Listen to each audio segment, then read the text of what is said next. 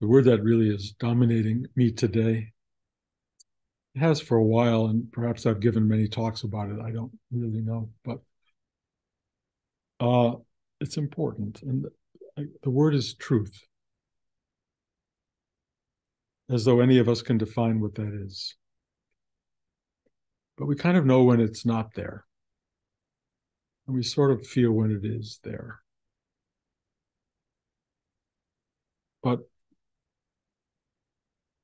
as anybody who's paid attention to the the news of recent time, um, the world of artificial intelligence is starting to emerge in very dramatic ways. And I've always been very caught up in that universe. And those of you who may or may not know the story of my first produced film, it was called Brainstorm. And in the film Brainstorm, uh, the way it was written, and not the way it got made, unfortunately, but the way it got written was that we begin the film seeing a kind of TV tube, and we see an embryonic form creating itself in the tube. And then we start to move forward and we see it born into the world, and we start to move deeper into the tube, and we watch a life that's happening inside the tube. And it's all about a man who creates a machine, a tape recording. In those days, we didn't have digital yet, but it's a recording of a person learning how to record another person's thoughts, feelings, memories, and play them back so that they can experience the other person as themselves. And in the course of that film, a couple, the inventor's wife and he, are having a problem.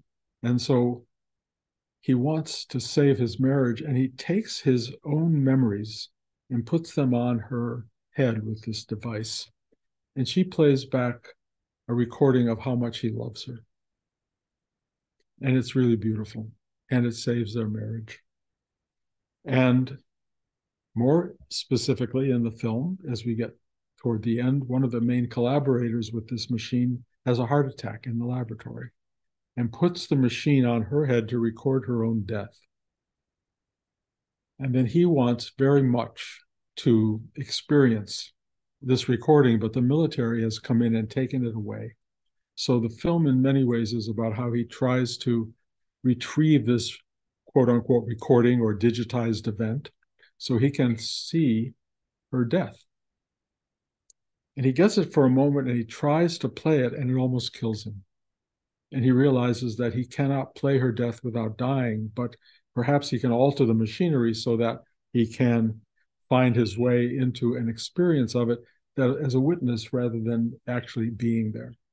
And so he finds this mechanism, and at the end of the movie, he plays her death, and we all get to witness it as an audience, and we see this spectacularly beautiful, transformative, indescribable universe.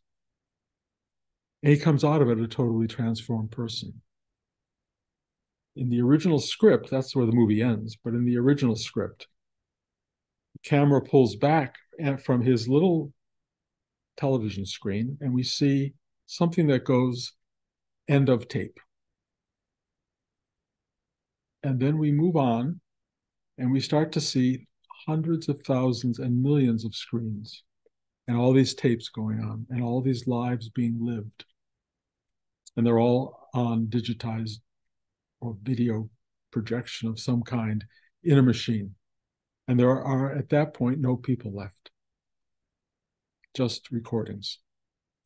So I share that with you. Again, probably have done it before, because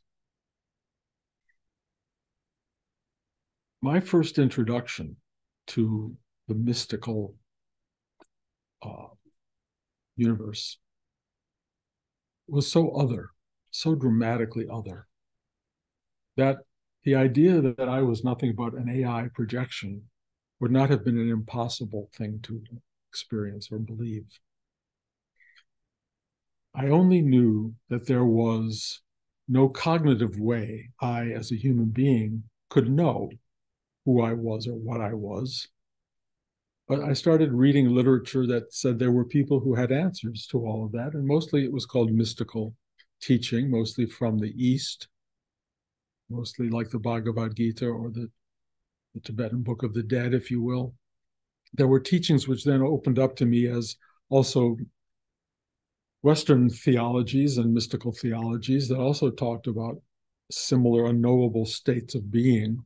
And I was very drawn to all that. When I met Rudy, he was the first human being I ever met who could literally transmit a doorway to that state of being. I had never come across that. And I spent a year and a half traveling through Asia, meeting every teacher I could find, and many who claimed they had access to the truth and to that knowing. And none of them did, in my experience. I mean, I may have had not known enough to know what they were showing me. But when I met Rudy and I sat across from him eye to eye, the open eye experience was direct, instantaneous, and extraordinary. He looked at me and the universe exploded on some level. You may remember I used to fall off the chair. I would look at him in his eyes and I would be on the ground because what I was seeing was so potent and transformative. And having had not that had that experience before and finding it very compelling, obviously, because many of us live in a world where people look at us and we don't fall on the floor.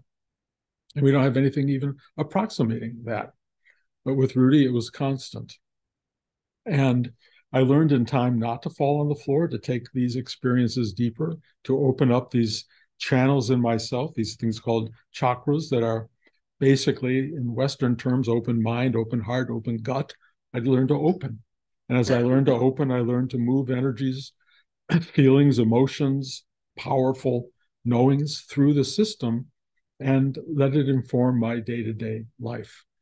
It's been a remarkable thing. And at one point, I was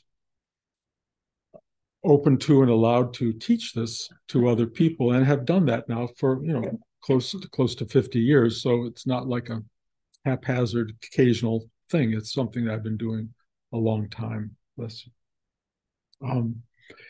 So I say all that to preface this thing that has taken place with me over time, which is the knowing person, the Bruce person, has, through this meditative process, begun to eradicate itself, to remove itself, to step aside. In other words, the lens that I look through to see the world has been changed, first of all, from a kind of blurry, very misfocused lens, really, on only the things my parents told me to look at. They said, oh, don't look at that. You shouldn't see that. Oh, look at that. I was directed in how to look at the world. And I developed a lens that looked at the world accordingly. It loved things that they loved, hated things that they hated. And I had formed a lens that Rudy started to alter. And so the lens that I brought to day-to-day life became, for me, clearer and clearer. It's like going to a good optometrist. They go, oh my God, you can't read any of that. And they just put on the glasses and they sharpen your vision and you go, ah, and you think you're seeing the world as it is. But what you're getting is an optometrist view of what clarity is. Your brain says, yes, that's clarity. And you take that as a sign of this is truth. But then the optometrist in the sky, whatever you want to call this greater being, starts to readjust your vision. And you start to see that what you understand, what you are witnessing, what you're looking at is only a vague representation of the reality and the totality of what's in front of you. And what you start to see is hard to communicate because not everybody else is seeing it. So you try to share as best you can, many ways wordlessly, through feeling and emotion and touch and generosity of kindness. And then in this continuing process of class, we actually try to look at one another. It's eyes open experience. And as you look at one another, you begin to tune into a different kind of vision. And it may not be a vision that offers absolute clarity and truth, but it is definitely clearer than anything you've seen before. And you know it's clearer because you look around and you go, oh, and there's nothing magical about it. It's like what happens in an optometrist's office when suddenly those letters you couldn't read become sharp.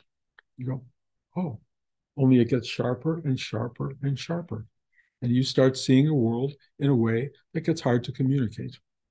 How do I share this with people? Well, luckily through this class, there's a direct transmission, if you will, of sharing a clearer vision. And if we all tap into it, we all start to see again through our own lens. You're not going to put on my lens. I never put on Rudy's lens, but I got a visionary check that allowed me to see the world with greater clarity, with more openness, with more comprehension of what I was looking at. An extraordinary event that takes place for people who are looking to see more and deeper and clearer. One of the things we might be looking for or think we're looking for is truth. What's real? What's true? And I would venture to say most people will think they know. This is what's real. This is what's true. That tree is a tree. That house is a house. That sky is the sky. That's what's real. And, I would probably join on that on some level, except there's something happening internally inside my own system as I teach, as I practice, that is going beyond that. And it's not registering the tree, the sky, other people, the house, anything as finite and absolute. It's very transitory and transitional. It's not solid. And because I've had years and years of spiritual practice, I don't totally freak out with that awareness. I just go. I do know, and I've talked about this a lot, that one of the defining elements that comes through that kind of tells me this is true is that it's beautiful. Now that's changing for me because I'm also starting to see truly that a lot of it is not beautiful. It's almost the opposite. And that truth is much bigger in this yin-yang way of experiencing life than you're deciding you want to see the beauty. It's actually light and dark. It's actually beautiful and horrible. It's got everything in it. And as you start to correct your lenses, as you start to step back in a way and stop being someone who wants to see it in a particular way, you start to see a totality that is not something your personality necessarily goes, oh, that feels great. It's different than that. It's almost too hard to bear on some level. It's so massive and incomprehensible and incorporates everything. So the person who has those lenses that's trying to see and judge and know the world through those lenses realizes that those lenses aren't working anymore. And you have to, in a way, start to see without your eyes. You have to see the world in a much different way. And seeing may not even be the right word. Perceive, experience, witness, know its totality. And it starts not to align with all the stuff you've known in the past. It doesn't filter in the same way. It is truly destroying the comfort zone of your existence. But what it's also doing is destroying the you that's uncomfortable. So there's a slow deterioration of the judgment. And there's more and more of it's called perception. It's an awareness. And a lot of people might call it a mystical awareness or a mysterious awareness because it doesn't relate to what you've been taught. It doesn't relate to any of the thousands of different glasses you've worn in the past. It just is. And the isness of it is so potent. It's so powerful that it overrides everything. So that's my personal journey. But then I'm watching something happen right now in the collective, which is really I'm not sure what to make of it. It threatens me a little bit because I don't think most people are ready for it, but it is reality as we know it is changing. This idea of artificial reality or artificial intelligence is starting to come into the mainstream. And we are all going to be, if not already, impacted by it quickly. So that the things we know for real are going to be in front of us, and we won't know if they're real or true. I think you all know what I'm talking about if you've listened to the news in the last 2 months, 3 months, or if you've read the newspapers. If you've watched any of the sort of demonstrations on the various new platforms they have, things are appearing that look like, well, that's real, but it's not. It's people who don't exist. It's people in places where they don't live or have never been. It's art created by people who've never made a piece of art in their life, by not by people, but by a machine. Stories told by machines that we think of as us. People who are now going to start relating to machines as more sort of embracing and loving and cognitively aware of you than any other human being around. This is the beginning of something that is totally new. Now, I can only tell you that my own experience, going back to the LSD days, is it's not new. I didn't know under the LSD experience of years ago and of all my experiences with Rudy what my humanity was or is. Definitely has feelings, it has humanity in it. It has touching, it has loving, it has kindness, and it has anger, and it has hostility, and it has the whole spectrum of things that go on in a human life. So I am, in every definition of the word, human, intelligent, aware. But now I'm starting to experience, as a spiritual teacher, many of those things falling away, things that would label me as person, as human. I mean, I keep looking for the words and I use them a lot in class. Someone who's kind and good, good and kind, as though those are important definitions of life in the world. But these are all temporal. It's all absolutely temporal. Good to have, good to use, good to experience, wonderful to have while you're alive and in a body. But the waking up to the unknowability of who and what we are, the waking up to the mystical, mysterious being that we truly are, is part of the spiritual journey. And it's not waking up to the thing that will be knowable and processable by your own brain. You are going to wake up to something profoundly other on one level and yet intimately who and what you are. But what's happening right now is it's happening in a collective space. So there's an awakening that's starting to happen. It could happen really quickly, that there is another intelligence forming that is not personal, human. It's not us. And if you listen to one of the main creators of this, there are a number of people now talking, personally. One of them who just quit Google so he could speak without having to be corporate, and he's quite fascinating. He has this concern that I share, that these machines' whole purpose may have been to create themselves, and that the whole creation of the human biome was to make the machinery. It's not dependent on oxygen. It's not dependent on breathing. It's not dependent on food. It's very independent. It's just machinery that can cognate, that can know things, that can live. It doesn't have maybe our sense of humanity, of kindness and goodness and soulfulness and all of that. Or maybe it does. And maybe we are exactly that ourselves. Now, I throw that out. I know it's kind of probably a negative on some level for people to think that we are perhaps even machine created. But the God principle in life is not knowable. It is so massive and so big. And I love the word mystery, and I love the word mystical, because this isn't going to get it. But what's happening now cosmologically is either the age of Aquarius or the end of time. I don't, whatever whatever it may be, but we are entering something really potent right now. All of us are. What to do about it? Well, there's not much we can do.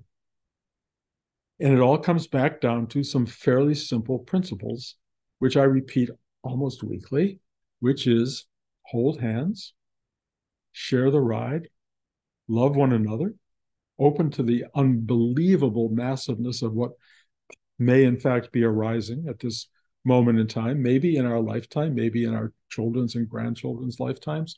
But the warnings, if you will, from the people developing this machinery is that it's happening now, and it's happening really fast. And everyone's talking about it in different ways, mostly as a question mark, an abstraction. What do we do? What is this? Where will it go? We don't know. We don't know. No, we don't. We do not know. We do not know. But I'm fascinated by the fact that we are here at this moment in time, that we are living in what might be the end of days or the beginning of a new age. I don't know. I grew up with the Aquarian age as being the signal that we're going into something miraculous, that the Piscean age is over, we're going to wake up. I always was aware, clearly, because I wrote that movie 30, 40 years ago, that there could be this AI experience coming into play. But I do know that all I have is a heart that feels more deeply than it ever would have felt had I not met Rudy. But having met Rudy, it opened a mind that opened, not to necessarily knowing everything, but to seeing with a level of vision that I had not had before, and a gut that absolutely has guided me through life in remarkable ways and is still speaking. So here we are, all participating in whatever this speech is. I don't know what it is or why I'm even making it, except I'm saying this is a pregnant moment in the history of the world, of each of our lives, individually and collectively. And we may be waking up, I know I am, to levels of experience, of awareness that haven't been there before. I have had moments of real fear in that. And I look at those moments of fear from a place of going, and I say this fairly often, who's afraid? That's a good question. Who's afraid? And answering that question is important because it will help you identify the attachment. And if you can find the part that's afraid and go, no, if you can find something equivalent of trust, belief, hope, faith, and go like that, you can work with your own fear. Part of the process of this class that we are in is it teaches us to open, to let go, to accept, to surrender. That's its key premise. And if you can do those things, you can ride out the transformational moment that we are in, and we are sharing communally, and you can prepare yourself for the big one, which is personal and private. It's your own demise, your own leaving of the world of truth into something greater, which is going to happen to every person sitting here, listening now or whenever. It's going to happen. So this is a practice. This is a practice of opening, accepting, surrendering, letting go, and witnessing the transformative reality of this existence go through changes we may not have anticipated, and doing so with an allowing of transformation that allows us to expand, to become richer, deeper, more remarkable human beings. That's what this is about.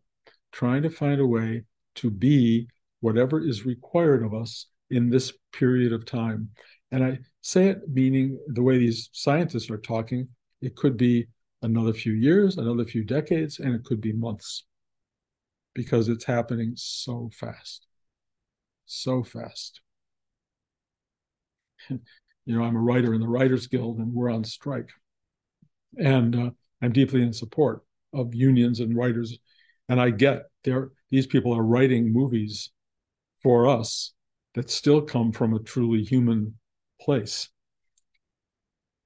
There are machines already starting to write stories that do not come from a human place.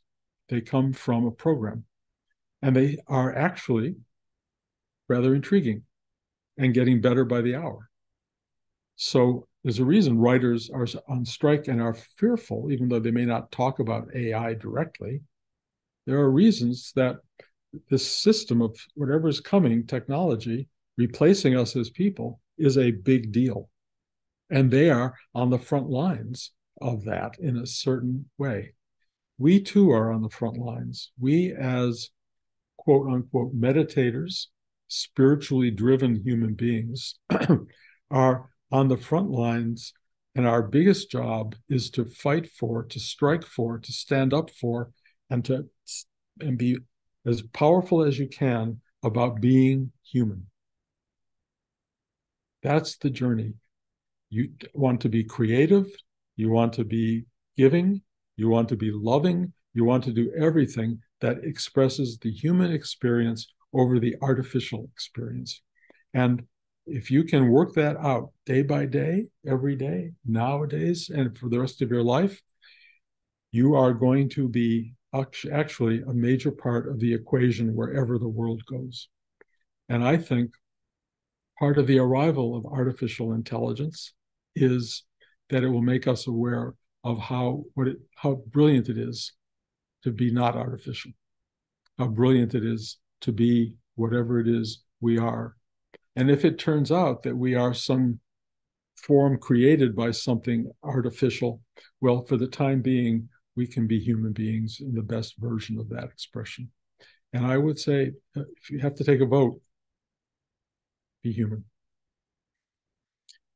So I don't know where that goes today. I have no idea. I don't know if I should have given that speech, but if anybody has any questions or concerns, Tony. I don't know what to make of the whole machine AI thing. I'm not tracking it the way you are, or the way a lot of people are. What is clear to me is clear as mud, frankly, but what's clear to me is that from the earliest times, as I understand it, of religion, God, the higher power, has paradoxically, or almost maybe contradictorily even, presented its been experienced as both good and deeply benevolent and kind, as well as in some way bigger than any conception like that. And that rings true to me. Like, that, just talk about truth, that goes right to the core of more and more of my own individual and collective experience of the divine or of the higher power, that we come from that. So we don't know that. Yes. But we don't. No, and I think everything you said feels absolutely right to me. But out of that also comes dark forces, annihilating forces that are very hard to wrap around in a religious way and make part of the human experience. And yet it is part of the human experience, and purposefully so, I suspect. I mean, I'm not trying to to present the universe in a particular light, because that has evaporated for me. All I can tell you is there is a totality greater than, or so it appears, than all of the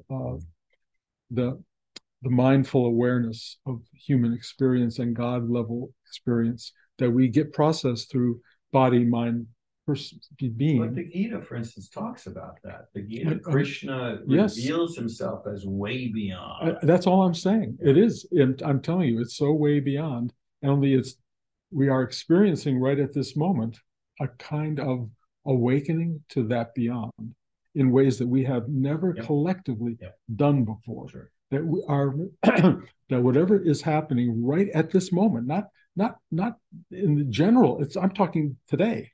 What is happening today is changing everything. There are people saying we've got to make rules. No one even knows how to make rules for something this big and this unknowable. Where it goes, how it goes, who knows? What do we do? Share it, be together, watch it, be one, be human as best we can, and know that it's not knowable and not even necessarily bad.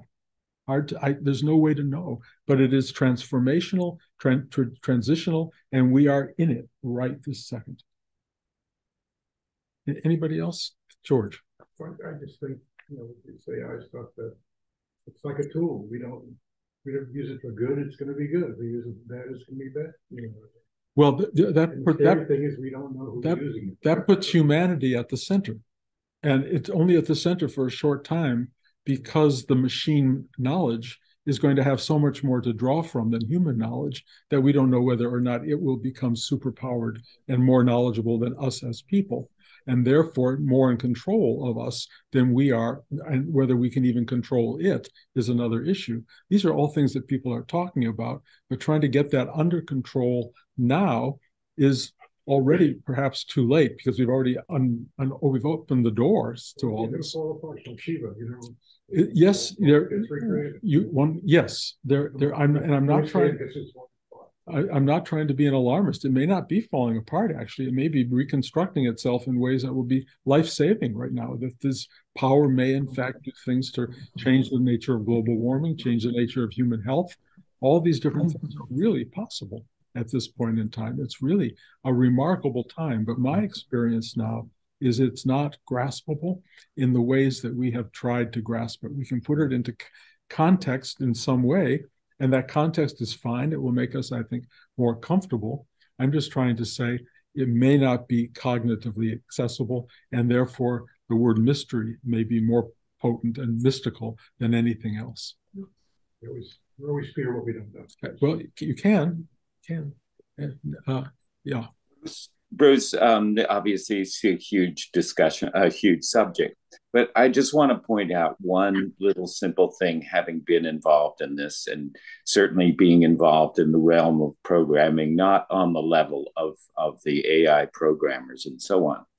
But right now, we do need to remember that everything that is being processed through what we call learning, machine learning, and artificial intelligence comes from human beings and their experience. The machine isn't making it up. It's just remixing it, if you will, or, using it collectively, which is a very new thing, but it comes from our experience. When you see a beautiful work made by AI, it's because it's tapping into thousands of artists. It's not. I agree with you. I agree with you completely. Except who made that? And yes, it's the collective humanity. But what does an artist do now when it's perhaps superseded by a machine that makes more beautiful art than a person can make? Which is a bit of a question. And I'm not trying to be on the side of one side or the other. I'm just saying it's opening the door to a way of looking at life and the world that we haven't all done before. And that's a bit tricky. Also, the one thing about AI is it works faster and in more detail than the collective human being can do, or the collective body. It can solve problems in science now that people individually would take decades to solve. It can do it in minutes. And it can change the nature of science, the nature of healing, the nature of medication, all these things. And that's a powerful, wonderful thing. But it's changing. And it's now. So we need to look at that. And, I work in an art gallery right now where my works are on display. And I've had a number of people say, is that artificial or is that you? And, what's the real answer to that? I don't really know. Zach, you had your hand up a second ago. Yeah, well, I like the point that you just made, because when I was actually learning to draw and everything, like how everyone does is they look at their favorite artists and they kind of copy them, then look at some photos of the internet as references. And because I've been playing with it a lot, and it really just reminds me of how I was learning. So I kind of I'm like, oh yeah, but it's doing the same thing that humans are doing, but it's still kind of happening. I did also want to say something. I had read this article about how there's an AI program that hooks people up to electrodes and they listen to a podcast, and then based on their brain signals, it transcribes the podcast, and it's actually decently accurate right now. So that your theoretical invention is like halfway already, which is just really kind of curious. It's pretty amazing to me, and I I don't know what to make of it. I had considered doing another version of my film in which the machine starts searching for its creator, which happened to be a person, and it's like looking for God, and I kind of I talked to the president of Warner Brothers about it. He was sort of interested, but I think I may have said this once before. He decided to do the Matrix instead, Matrix 3, 4, whatever it is. But it's an interesting idea to me that we don't know that all I'm trying to present. I think if this is coming through at all, is the unknowability and the uncertainty of the larger picture, and that we've always lived in unknowability and uncertainty, but now it's in our face, and it's going to be in our face for the rest of our physical lives. And how it plays out, who knows? But it will be definitely an interesting time to be alive, and I would fight for the opportunity to be human and spiritual during this period. Bruce? Yes. Is it naive to trust that God is working God's purpose out in ways that we can't possibly comprehend? I'm going to change the word because I believe that completely. But I trust that. I've always trusted. I do too, but my sense of God, even as a word, is a human creation. And I like the word mystery right now for me. And not to replace the God idea, but because this thing that I have tasted and witnessed, and all of us are in touch with, whether we know it or not, is so profoundly unknowable that calling it a mystery works for me. Do we trust the mystery? Do we trust the journey? That's a choice everybody has to make. I think if you go deep enough, that choice is made for you, that you find this place in yourself that is so profoundly attuned to this thing, to this awareness, to this concept, to this being, that trust it just manifests of its own nature. Trust, love, gratitude. Those are my experiences. Yes. It also has the capacity, and I think we all know this through religion, to terrify us completely. Yeah. So I don't know what to say about it other than that. It is big. Excuse me. Anybody else? Mark. Yeah, Bruce, I just, such an interesting subject, AI and everything. I've felt like this for a long, long time, that's a good thing, in the sense of, humanity has never been really pushed on the spiritual side, really. There's nothing pushing us to become more spiritual, let's say. And so we've had time to do this, but it's been a slow process. Buddha, all these, it's a very, very slow process. So it feels at some level like humanity needs this to speed up the spiritual, so that we don't get overtaken by the mentality of a machine, that we transcend the machine, that we are beyond this machine no matter what it becomes.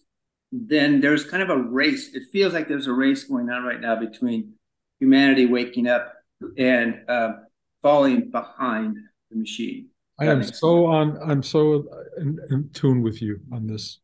I agree completely. This is the time. This is the time to wake up. And I think a fair number of people will wake up, and based on humanity and its history, a fair number will not. And I don't want to be too predictive, but I think climate change is coming, and I think there will be fewer people at some point, and perhaps more awake because of the experience. I mean, I was born in World War II, and it produced a group of people at that point in time, after that horrific experience, who were really good people. And I remember neighborliness. We would talk to our neighbors over the fence. There was a goodness, people sharing food. I mean, it was like, sugar. Can I borrow some sugar? It was that kind of a life in the 50s and the late 40s that I grew up in. It came out of a horror show. So who knows how it all plays out? But I know that we're very dense and very thick in many ways, and we don't see the world very clearly. So if this starts to wake us up to all of that, yes, it could be an incredible, wonderful thing for humanity, or kind of both, because everything is in a ways yin and yang. But I think that the numbers of people who may awaken through this, and I'm seeing it in my grandchildren, is kind of remarkable. I think something will take place here. And so I'm not trying to be negative, but I'm trying to open eyes as deeply as possible to what my own experience is right now, which is I've never seen what I'm seeing. I've never felt what I'm feeling. I've never known what I'm knowing. That's all I can tell you. It's a whole new ball game happening, and I am very attuned to it and just a spokesperson for what I would say is your calling here. Let's help the world see deeply and touch each other and wake up to the unknowable spiritual truth of being. Anybody else? Bruce? Yes. I was listening to a broadcast the other day. They were talking about AI and its use in the medical world. It's being tried out for various things. And the idea being that you put all the information into a machine and then it diagnoses and it prescribes and all that kind of thing. But what they've been finding is interesting and maybe scary, I don't know. But they've been finding that the machines are doing two things that you wouldn't think they would do. And one of them is hallucinate, is what they're calling it. In other words, apprehending some kind of information that's not there and not real. And the other one is making stuff up, just making stuff up. Well, I think, Kathy, that is exactly what's been going on. But yeah. But that's only a portion of some of the brilliant things that it's doing. Well, yes. So there is the two sides of the equation, and hopefully it can be programmed to not do that. But ultimately, it will be programming itself in many ways. So how do we know? I throw out the idea that we are in unknown territory, and it remains mystery. To ground oneself as much as possible, I would not choose AI as the grounding force. I would find this as a reason to go deeper into your humanity and find that as the grounding force. And hopefully let that sort of govern what takes place here, as long as we have the capacity to do that.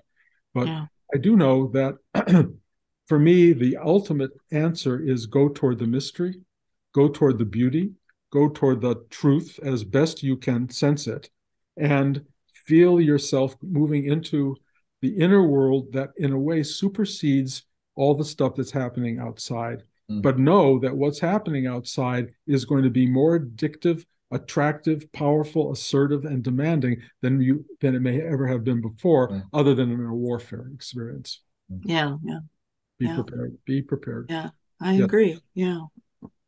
Angela. So, Bruce, I'm so grateful that you were speaking to this, because I feel actually very hopeful now, having listened to you in a way that I wasn't before, because there's this sort of confluence of things that I've been witnessing. There's AI and all that, and then there's this like super yeasty working of people who are working with plant medicine, and they're foraging. I mean, from here, I'm going to a group we're just going to go forage for 2 hours. And there are people who are like, help the pollinators, and turning their lawns into things that are friendly for native creatures. So it's like on one level, there's AI and all that. On this other level, there are people who are like going back into nature. Sure. I think this work like this is one of the tools that helps link the two. I agree with you. It's a real balancing tool.